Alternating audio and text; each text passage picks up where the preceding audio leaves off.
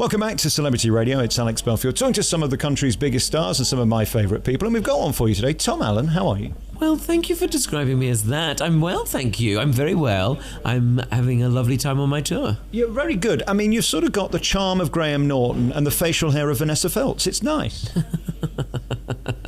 I couldn't possibly comment. But thank you. Thank you. What a lovely show. I've just sat through nearly 2 hours of you doing what you do, and it's hard to explain without seeing any comedian live, but you've got incredible warmth. I mean, people love you the second you walk out, and you can't buy that. Oh, well... I'm very flattered you think that. Oh, thank you. I mean, essentially, I'm just very lonely and desperate to have any kind of human interaction. So I'm glad you 2 hours of people a day. Yeah. I'm glad it manifests in something. I do enjoy talking to people, and I love that about touring, that you get to go to places you wouldn't necessarily go to if you didn't have a reason to go. And I always love interacting, meeting people, finding out about their ways, and I think that's. Comedy, I think, is about bringing people together. It sounds a bit cheesy, perhaps, but it is about, like, you know, we're all together in the room having a fun time, and that's what it's all about. It doesn't matter if there's lots of people or there's, like, if it's a small gig in some room above a pub, you know, it's always, comedy is about just all coming together having a laugh. I feel your pain as well. I mean, the show basically is about you being an outcast. I mean, you're gay and I'm ginger. It's the same thing, really. It's basically the same, you know. It's basically the same. Couldn't be more depressing. Which is worse, do you think, on a scale of 1 to 10? I don't think either are worse. Gay is fine now. Gay is fine. I mean, it's fine. It's fine for a lot of people. Ginger, I think, is celebrated. But again, maybe this is the gays celebrate it. That's what's great about being gay. We are, as a people, very good at taking what the rest of society goes, oh, we don't like that, and we go, well, let's fetishize that. So gingers, I think, are a whole, like, thing that people like. You know what they say, a rusty roof equals a damp basement, and people like that. I've never heard that before, but okay, yeah. It's my profile name on several websites. On Grindr.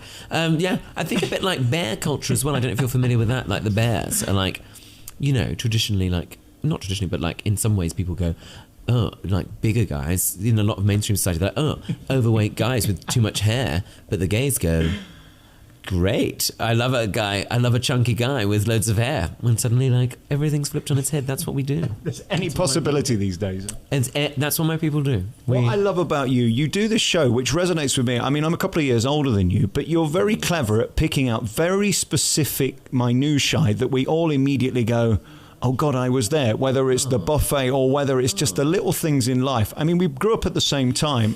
It was an interesting time because we sort of beat the millennials. So we didn't have the mobile phones at school, but we sort of grew up with it after that. And you talk about the dating. I mean, you're right. It is almost impossible to meet anybody unless it's online. Yeah, that, I mean, for me, that was like that's sort of the bit when I sort of talk about, like, the world. Not that I dwell on that very long, but yeah, I think it is quite an interesting time we live in. Like, there's lots of things that have never happened before, and I think, like, people are just sort of learning about, how do I deal with this? How do I get on with it? How do I do that? But I try and observe it in a way that you go, well, everybody has experienced these things, and hopefully it makes it kind of. I just sort of offer, like, a slightly skewed angle on stuff. I sort of do it like I'm sort of stood up. It's interesting as well that you came from an acting background. I wonder whether you're acting being a comedian or this is really you and you've forgotten how to be an actor. Oh, well, I suppose I've always really liked performing, and I think as a kid I always thought I wanted to be an actor, but it turned out I was just gay, and I was looking for, like, an outlet, and I was looking for a way You're acting being human. I was just sort of, at that time I was just sort of acting like, oh, I don't know if this is me. I think I like sort of showing off, and I think acting at the time felt like it was the only way to meet sort of outlandish, eccentric people, and I liked that. And I like the way it's sort of associated with storytelling and stuff. I always enjoyed all of that. So, and at that time, like, stand-up, there weren't that many stand-ups that I could relate to. It wasn't such a thing as it is now. Right. And there were, the stand-ups we were in were really blokey, and they told jokes, or they were sort of angry, or it was all quite sort of blokey, and it was in raucous environments. The only person I really liked as a stand-up during that time was Victoria Wood, when I was growing up. And I think because she just represented this alternative voice, this way of observing the world, but was through this, I don't know, from this outsider perspective, which I really related to, and I think a lot of people did. And then sometimes more people have sort of got into comedy, I guess, brought up on people like Victoria Wood and French and Saunders. and just sort of it's brought about a generation now which I think is much more diverse and is better for it. Isn't it funny how to be a great comedian you have to be an outsider? I can't think of one example that's amazing that isn't. Yeah, well, because nobody wants to watch a comedian go like, do you know what? Everything in my life's absolutely fine. I'm delicious. Look at me. I am so great. I'm so like everything's no complaints. The world's rosy. It'd be a very short show, wouldn't it? Yeah, we're like, I don't like this person at all.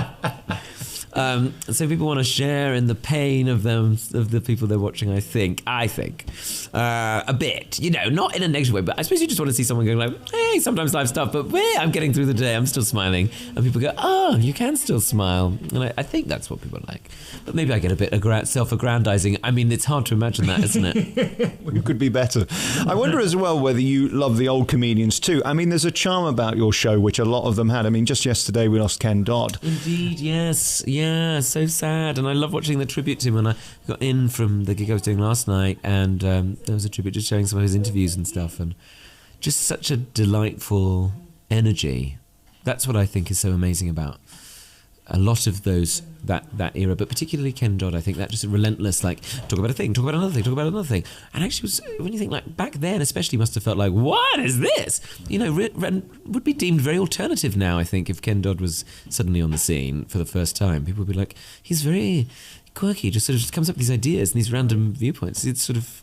He's amazing, man. I wonder if that's one of the reasons he lasted. I mean, he used to play next door at Boxton, that big house there. And again, there's a campery about him. I mean, who else could come on in a hairy fairy coat and have Diddy Man? I mean, there is a sort of nod to that. And he loved the history of comedy, and I sense you do too. Yeah, very much. I suppose I always really liked Kenneth Williams, although he wasn't a comedian, but told stories. And I suppose like that, and Frankie Howard and Bob Hope, even as a child. I like that sort of patter. I like that. I think there's a certain rhythm to it, and I like to think there's a metronome going on in my mind when I'm doing a show or when I'm writing jokes. You try and have it so that it feels like it's an up-tempo. It feels like that sort of thing I've kind of got from older comics, I think. It's interesting as well, when you came out, I said that, you'd got a beautiful rhythm to the show, but there's that pause, isn't there, that you do where you do a look that way or the other way. Again, harking back to an older time of comedy when they used that time to breathe to give the audience a chance to laugh and think.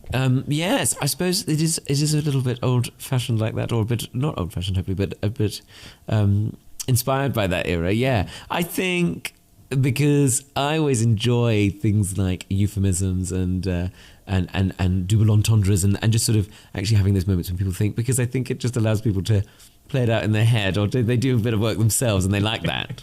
You do like an innuendo, let's admit it. I do. I love a big one. If there are any innuendos in the interview, I will have to whip them out because the producers won't like I'm sure I've got one in me somewhere.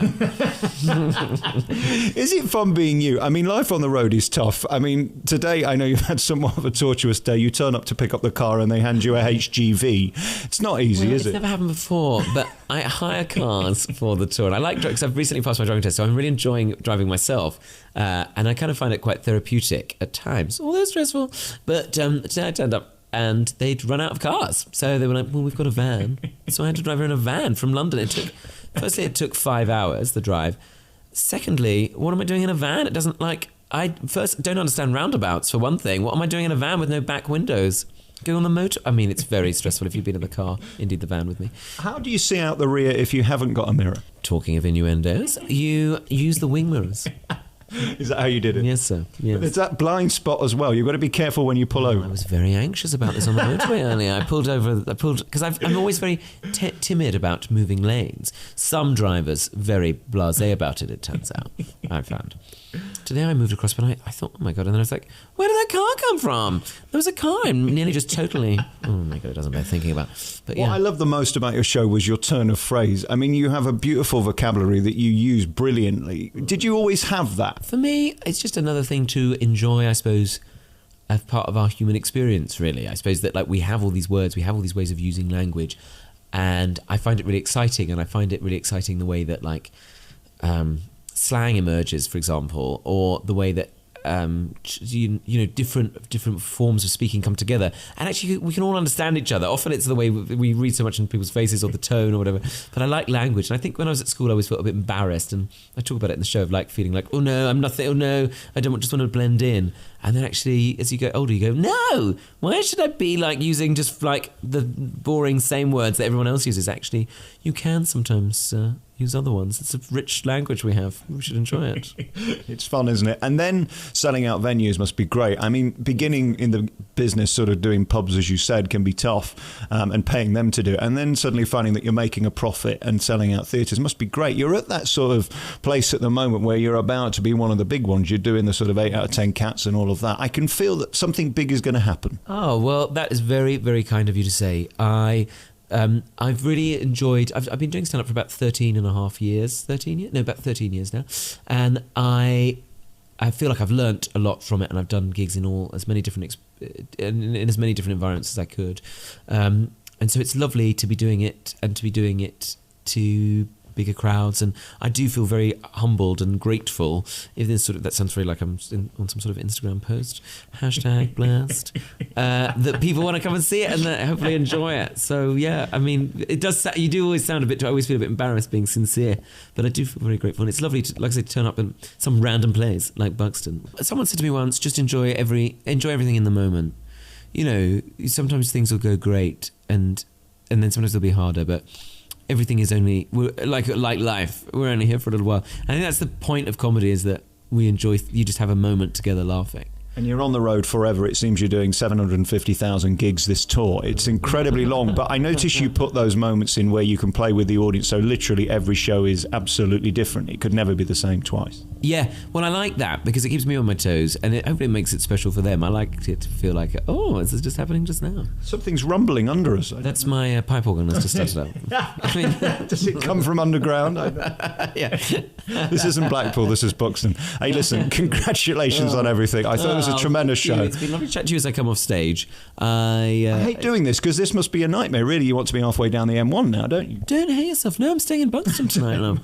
No, I was. Do you know what? I was going to drive to Nottingham, which I think is where you're based, and then I realised, like, Buxton's like in the middle of a mountain range. I can't drive in my rented lorry I've got outside which I've never driven before through. I just realised, can I have saved the petrol? You were driving to Nottingham. We could have done it there. Save me bothering. Well, you could have done, but then I actually moved my hotel booking, so I'm staying in Buxton tonight. Oh, really? Yeah, living it up in Buxton before I go to Norwich tomorrow. You know, the neighbouring town of Norwich. I've got a feeling there's not going to be much going on. Yeah, actually, I've got to find somewhere to go and have some... I haven't had anything since I had a sandwich at about 12 o'clock. Well, you go and get something warm inside you, and... Oh, it'll be a kebab. Is there somewhere open late? Oh, I've got friends in the know. People don't realise Buxton's a 24-hour city. Who knew? It's the city that never sleeps. No, Buxton's very nice. Congratulations on everything. Amazing show, really terrific, and lovely to talk to you. Thank you for your time. Thanks for having me. No, thanks for having me. Great to see you.